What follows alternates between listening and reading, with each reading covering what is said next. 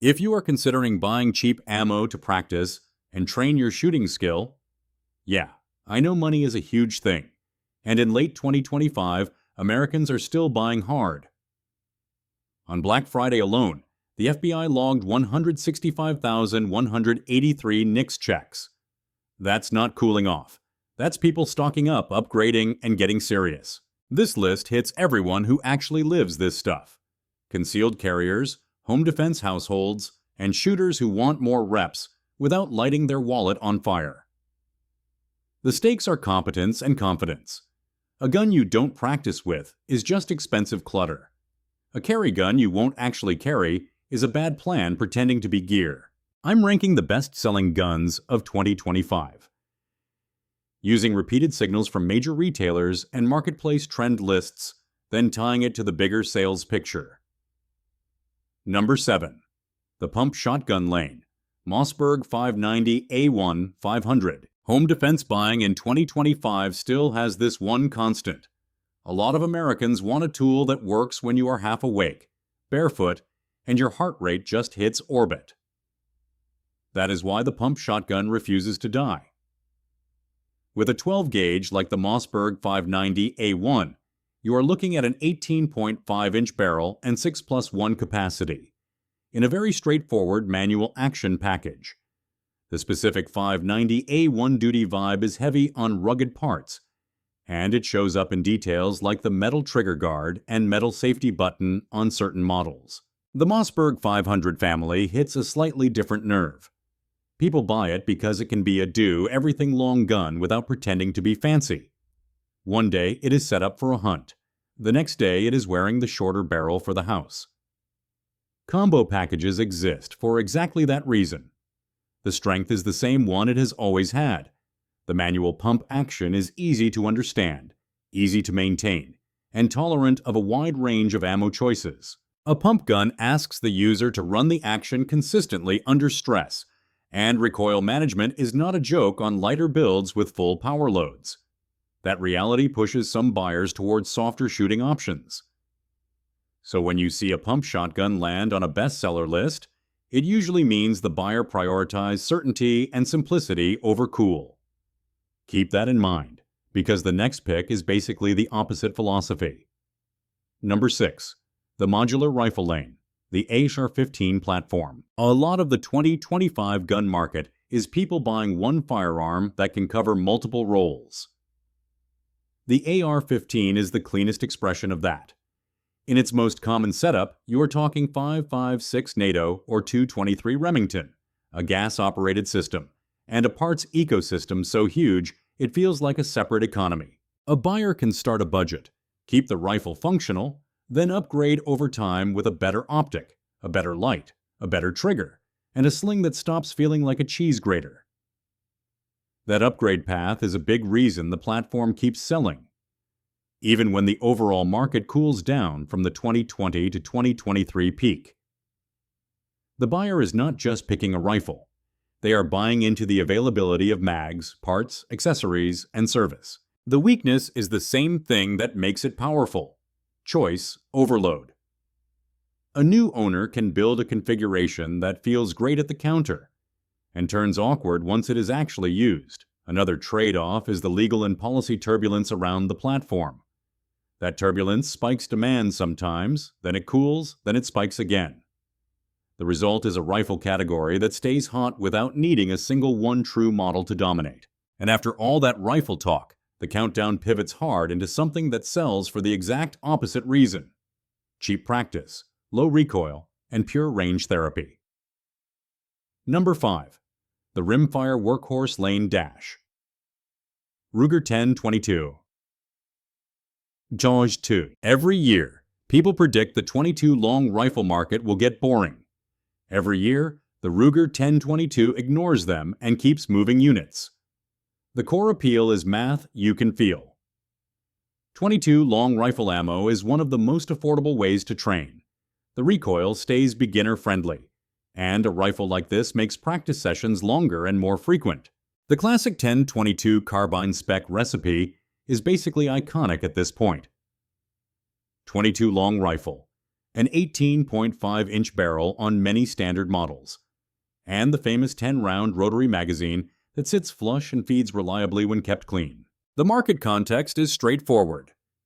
This is a first rifle for new shooters, a teach the family rifle for experienced owners, and I swear, I am only doing a small upgrade rifle for the people who end up swapping stocks, triggers, barrels, and optics until the only original part is the serial number plate. The limitation is that rimfire demands decent ammo and decent maintenance habits.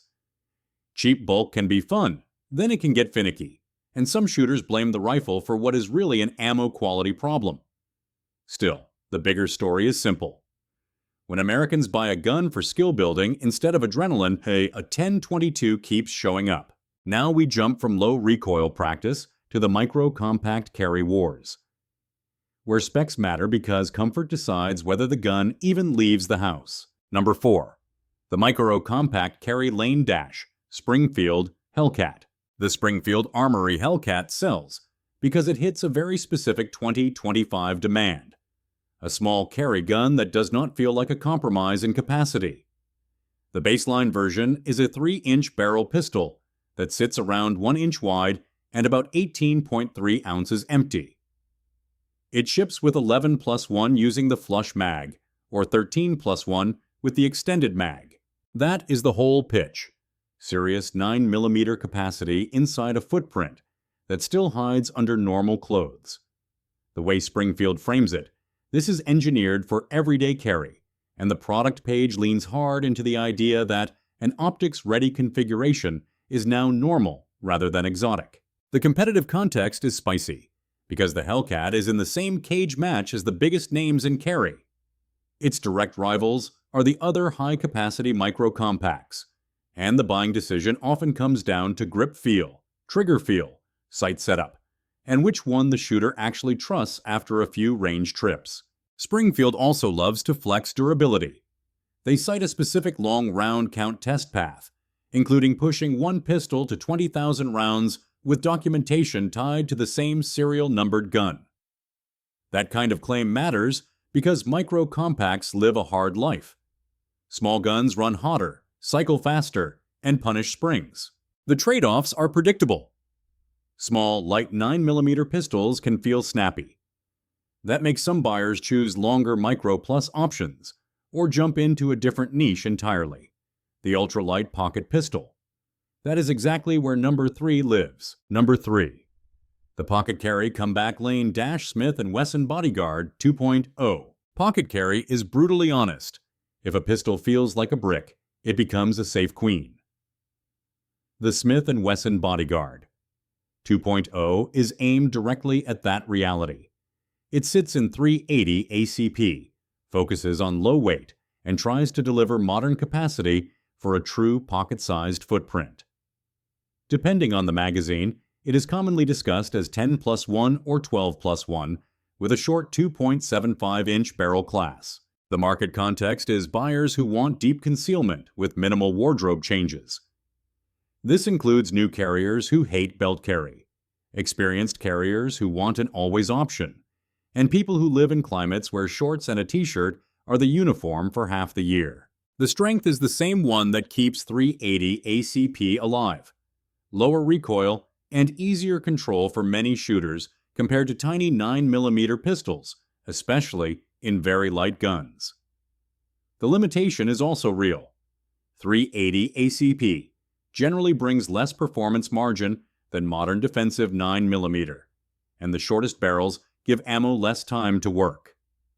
That pushes careful buyers to actually test carry ammo for reliability in their specific gun, because pocket pistols can be picky. Also, pocket guns magnify trigger and sight issues. A heavy trigger that feels fine on a full-size pistol can feel rough on a tiny frame. The people who love the pocket category accept that learning curve because the comfort payoff is enormous. Now we step back up to the most default answer handgun in America, plus the slim carry cousin that keeps stealing its lunch money. Number 2. The default handgun lane, Glock 19 Gen 5. This is the evergreen pick.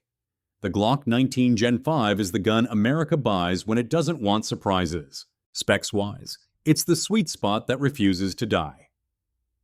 9x19mm, 15-round standard capacity, and a 4.02-inch barrel. It's large enough to shoot well and small enough to carry for a lot of people, which is why it keeps living in that one gun to do most things role. Glock's own tech data for the Gen 5 lineup also calls out the Glock Marksman barrel and the general Gen 5 updates, and the published weights put it around 23.63 ounces with an empty magazine. Market context is basically a meme at this point. The Glock 19 is the Honda Civic of pistols. It's everywhere. It has parts forever, holsters forever, magazines forever, advice forever. If you want to customize, you can. If you want to leave it stock and just run it, you can do that too. Strengths: reliability, reputation, simple manual of arms, and absurd aftermarket support. Weaknesses: the trigger feel is love it or tolerate it. The ergonomics are Glock ergonomics, which means some hands think it's perfect and other hands immediately start shopping for back straps and grip tape. But here's the real reason it sells. A lot of buyers aren't trying to be special. They're trying to be effective. Number 1. The high-capacity Carry King Lane, SIG P365X Macro. This is the one that explains half the list. The SIG, Sauer 365X Macro sells because it hits a 20-25 carry obsession with near-perfect timing. Serious capacity in a carry-sized package, with modern optic readiness baked in. SIG's own spec table for an X Macro variant shows 9mm Luger, 17-round magazines, a 3.1-inch barrel, and an overall width around 1.1 inch, with weight listed around 21.5 ounces. On some configurations. That is the whole magic trick. The buyer gets service pistol capacity feelings in a gun that still fits real concealed carry life. The market context is a straight-up arms race. The competition includes other high-capacity micro-compacts and slim compacts, and the decision usually comes down to which grip module feels right, which trigger feel the buyer prefers, which sight and optics setup they want, and whether the gun cycles their chosen carry ammo with boring reliability. The strength is capacity efficiency plus modern features. The limitation is also practical. High-capacity compact mags mean more loaded weight on the belt, and a thicker grip can print more for some body types. The buyer trades concealment margin for round count, then decides where their personal line is. One more thing, because it always comes up in comment sections. SIG, as a company, has faced major public controversy around a different pistol, the P320, including lawsuits alleging unintentional discharges. Reuters reported in 2025 that SIG had to face a lawsuit tied to an alleged accidental P320 firing, and the article notes the company has faced multiple lawsuits over alleged unintentional P320 firings. The P365 family is a different design, yet buyers still factor brand headlines into trust decisions. That is how the real market works. People buy feelings first, then specs. The reason the P365X Macro still sits at number 1 in the 2025 buying conversation is simple. It aligns with what Americans keep proving at the checkout counter. They want a carry gun they will actually carry, with enough capacity to feel comfortable, in a platform with modern sight options and deep aftermarket support. Now I want the comments to get messy in a productive way. What's on your belt right now? And what did you ditch because it didn't fit your life? And what gun do you think is wildly overrated in 2025? Hit like if this helped, subscribe for the next list, and I'll see you in the next one. And as always, hold them down.